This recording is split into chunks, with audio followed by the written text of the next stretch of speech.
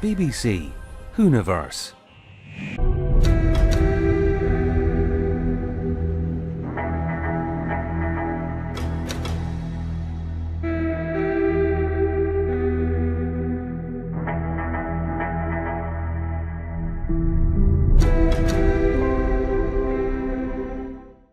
Hello and welcome to the third and final part in this The Fan series.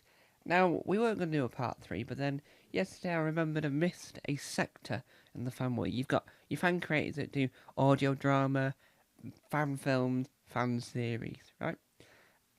Fan sitcoms, fan sketch shows, the visual and audio, scripted, unscripted stuff. Then part 2 we spoke about Doctor Who tubers, which are people that create discussion videos, reviews, and openings. And the one last sector in the Doctor Who fandom we haven't spoke about in the creative sector is Doctor Who podcasters. Yes, this is your Who's There, your Who Watch, your Who Say, and Who Knows. All those type of podcasts. And me, the Blue Box Files.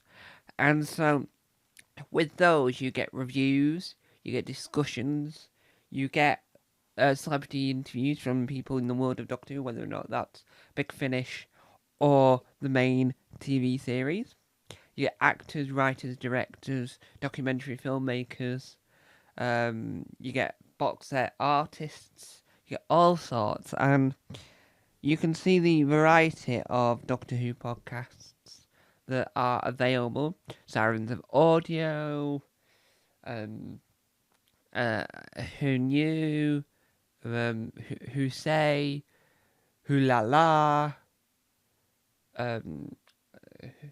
Whoviana, and all these others. Various selection of podcasts, and you get them in various different styles, different genres. Genres and like some are reviews, some are discussions, some are monologues, and I think that the world of Doctor Who podcasting is so vast. There's so many Doctor Who podcasts. You can find one that's for you. Who Watch is a classic Who based podcast. I think Galactic Yo-Yo is a good one. There was one I used to watch, and I can't remember the name of it, but that was another classic Who based podcast, and I will find it and listen to it again, because it really annoyed me, can't think of the name, but Who Watches, where they're charting through the Doctors, so that's interesting, and I think that you sort of get the interest of these podcasts, and they're brilliant ideas, but there's a lot of them, so you would mistakenly not think, it's oversaturated. It's not, because most of some Doctor Who tubers, Doctor Who magazine writers, all create podcasts. So the Who tubers, like myself, we upload them to YouTube and then the podcast platforms, and some people direct them directly to the podcast platforms, and you sort of think, oh, that's great, brilliant, because a lot of podcasts exist, but these are diverse because you've got the all-female led teams, you've got every person possible, and I think that's what makes it fascinating, because people would say that podcast isn't a diverse medium, but for Doctor Who podcasts, it is, because Doctor Who represents everyone. So, no matter who you are, what you are, Doctor Who's for you.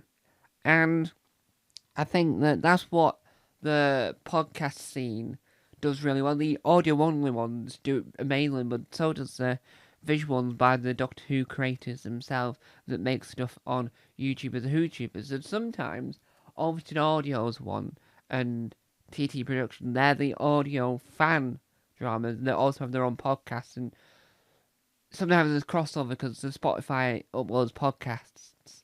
So a lot of Overton Audio stuff is available as a podcast over on Spotify. I don't know about Apple Podcasts. I didn't like that. I stopped using the Apple Podcast app. The money started downloading every podcast every 4 seconds, even though I didn't want to download a single podcast. Thank you very much.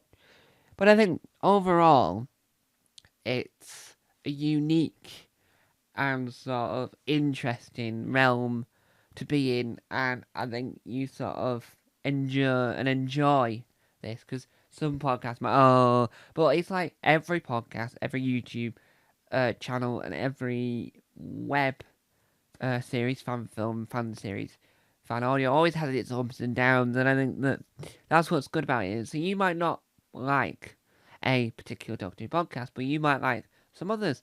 So you've got your American ones, which is even more fascinating, because when you watch Doctor Who as a British person, you're taking it from your eyes, you're an expert. But when you hear about it from an American side, you sort of then learn what Doctor Who means in general, because you don't know how someone who isn't British is going to take it, because it's written in a British way, it's written for a British audience, but really, the audience is international. So I like how there's American, Australian, New Zealand, all these other different types of podcasts, YouTube channels, fan films, and fan series. So overall, I think the fan world of creating their own Doctor Who world, fan discussing, unboxing, and reviewing, and fan podcasters are incredible. So, to end this saga, which will not be an omnibus ever, unless 30 years from now I decide to make it an omnibus, or I get Bingo Bob to have his opinion at the beginning, or Albert Farmont chips in with his opinion, then there might be an omnibus if them two want to say anything. Or if they want to draw Bingo Bob and Albert Farmont, the fans omnibus. Bob and Albert, the fans omnibus. And so they can have their own opinions. I don't know. I generally don't care. I don't care right now. I might care in a few years. But I think that it's interesting because there's a very selection of podcasts of different meaning. Classic Who, New Who ones, episode reviewers, interviewers, discussioners. And it's really fascinating that this world keeps on growing, and people can still think of original ideas to make it as original as possible. So, there you have it. That has been part 1, 2, and 3 of The Fans. There shan't be a part 4, because I've not forgotten an area of the fans on the internet. Now, I'm not going to talk about cosplayers. No. They don't count unless they create stuff online, which means they do count. So, who knows? So this is the end of part 3 at the moment, but if I feel like there's more need to talk about people that dress up as Doctor Who in the online sector to go on with this series, I might make a part 4. But other than that, this is the end of the series for now. Bye-bye.